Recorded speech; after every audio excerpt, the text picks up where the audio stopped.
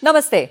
People often ask why Pakistan appears to escape accountability on the global stage time and time again, and whether this is solely the result of American policy.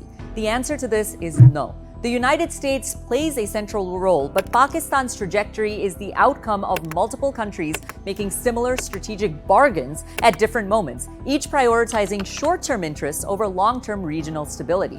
The United States was the most influential external actor, particularly during the Cold War, the Soviet war in Afghanistan, and the post-2001 war on terror. Washington consistently viewed Pakistan less as a partner to be reformed and more as a strategic instrument. Geography made Pakistan useful. Accountability made it convenient. During the Cold War, Pakistan positioned itself as a frontline ally against the Soviet Union. In return for access, bases, and intelligence cooperation, the United States provided military aid and diplomatic cover, even as Pakistan's internal politics became increasingly dominated by its military. That pattern hardened in the 1980s. During the Soviet war in Afghanistan, Pakistan became indispensable to American strategy. The United States relied heavily on Pakistan's intelligence services, particularly the Inter-Services Intelligence, to channel money and weapons to Afghan fighters. The objective was defeating Moscow. What came after was largely ignored. When the Soviets withdrew, the United States completely disengaged, and Pakistan did not. The militant infrastructure built during that war remained intact and was repurposed. After September 11th, the cycle repeated. Pakistan again became essential because it controlled supply routes into landlocked Afghanistan and retained leverage over insurgent groups, including factions linked to the Taliban. Publicly, Pakistan was designated a major non-NATO ally. Privately, American officials acknowledged that Pakistan was cooperating selectively while shielding groups it considered strategic assets. So why did Washington tolerate this?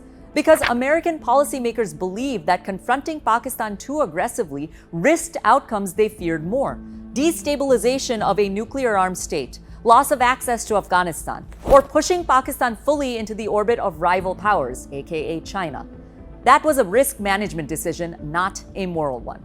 But the United States was not acting alone here. China played an equally consequential role. For Beijing, Pakistan has long served as a strategic counterweight to India. China invested heavily in Pakistan's military, nuclear capabilities, and infrastructure. And unlike the United States, China imposed no conditions tied to democracy or counterterrorism.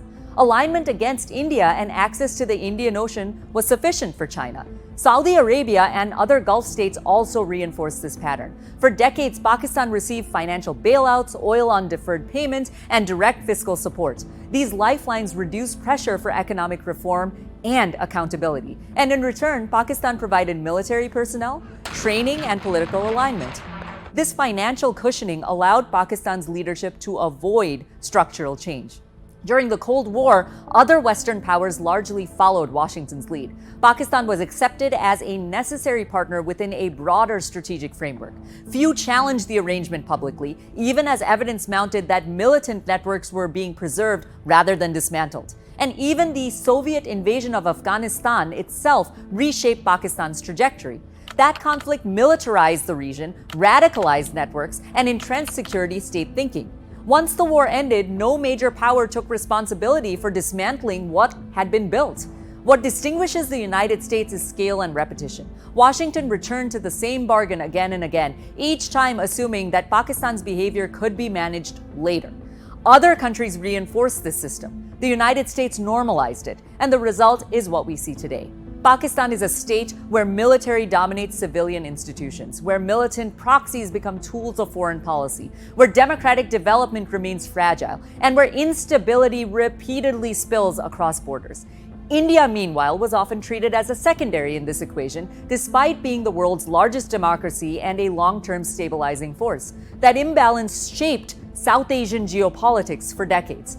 The shift now underway in global policy toward India reflects a delayed correction rather than a sudden change of heart. So when people say Pakistan is America's doing, the more accurate statement is this: that Pakistan is a product of international strategic indulgence where multiple powers chose short-term leverage over long-term stability. The difference today is that the cost of those choices is no longer confined to South Asia. It is global.